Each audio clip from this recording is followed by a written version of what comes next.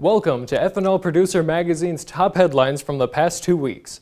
I'm your host, Jacob Noterman. Before we get started, I'd like to thank this edition's headline sponsor, the Fuel Ethanol Workshop, the world's largest ethanol event, taking place June 19th through June 21st in Minneapolis, Minnesota. To learn more, visit fuelethanolworkshop.com. In our top story, Ace Ethanol LLC, a Wisconsin ethanol production facility, announced that it has received and started the installation process of a bolt-on cellulosic ethanol technology developed by D3 Max. Neil Kemet, president and general manager of Ace Ethanol, said he has the D3 Max technology and has a clear path forward for successful cellulosic ethanol production.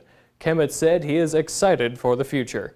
By mid-March, the skid-mounted pilot unit will be installed. By June, testing for pre-treatment times, appropriate temperatures, pH levels, and other variables in the production process may be complete. In Delaware, a major refinery will expand its ethanol blending infrastructure after the state's top environmental agency rejected an appeal by two groups to halt the infrastructure additions.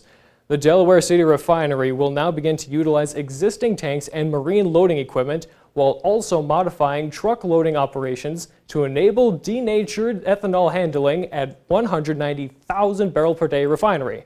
The refinery also owns and operates a marketing terminal in conjunction with the Delaware refinery. The opposing groups to the infrastructure expansion were the Delaware Audubon Society and the League of Women Voters. Both groups claim the infrastructure additions would lead to new rail and barge traffic to the existing refinery. But the state's Coastal Zone Industrial Control Board rejected the arguments. The economic impact of ethanol production in Minnesota is massive, according to a new study released by ABF Economics. In 2016, ethanol boosted Minnesota's gross domestic product by $1.98 billion. The ethanol industry's GDP contribution was largely driven by the production of ethanol and its co-products, research and development, corn production, as well as plant expansions or renovations at the installation of new E15 and E85 stations in 2016. The ethanol industry supported 18,000 jobs in 2016 from $6.67 billion in gross sales.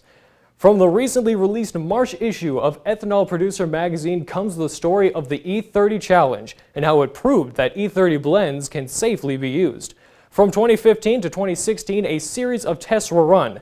Dynamometer testing was performed to show how vehicles can adapt to higher octane fuel such as E30.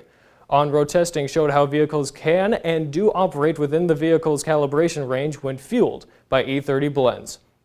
Also in the March issue, the magazine team provided an in-depth look at the 1-pound waiver for E15.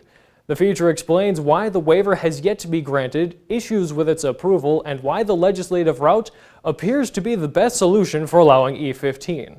For more news, analysis, and stories on major issues impacting the ethanol industry, visit ethanolproducer.com. See you next time.